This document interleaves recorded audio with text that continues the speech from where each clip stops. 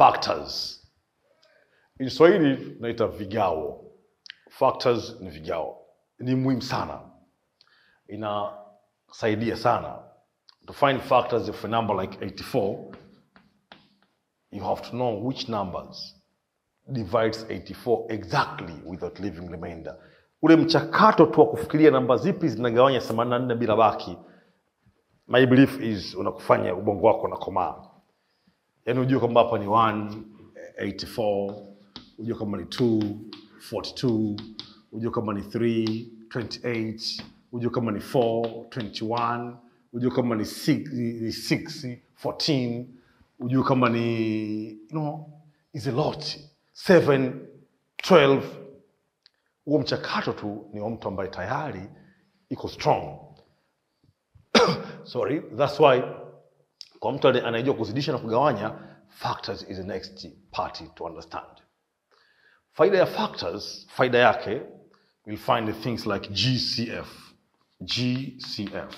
What is GCF? GCF is the greatest common factor.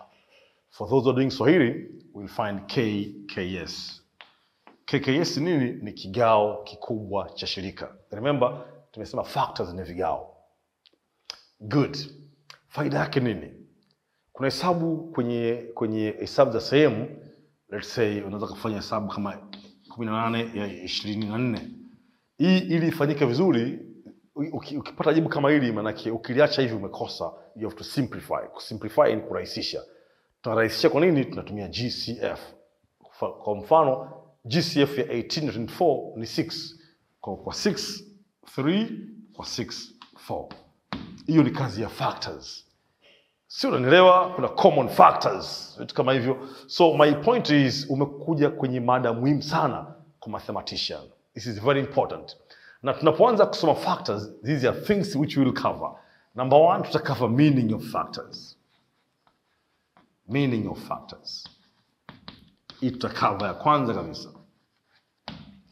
Cha pili, tutacover characteristics of factors. Meaning ni maana ya factors. Number 2, tutacover characteristics of factors. Hii ni muhimu sana. Characteristics of factors. Hiyo ni number 2. Ni part muhimu sana. Number 3, tutadiscuss meaning of factor, characteristics of factors. Tutapiga nikupe nini? Common factors. Common factors. Common factors. Itafanyika. Number 4, tutadiscuss prime numbers. Somebody can ask, what are prime numbers? We can discuss prime numbers ndani. Kwa nini prime numbers kwenye factor? Nitakwambia tukifika kwenye prime numbers yenyewe. Number 5, tutadiscuss kitu kinaitwa prime factorization. Prime factorization. Number 6, tutadiscuss greatest common factor, GCF. Greatest common factor. Greatest common factor. Hii itakuwa number 6, which will be the last one.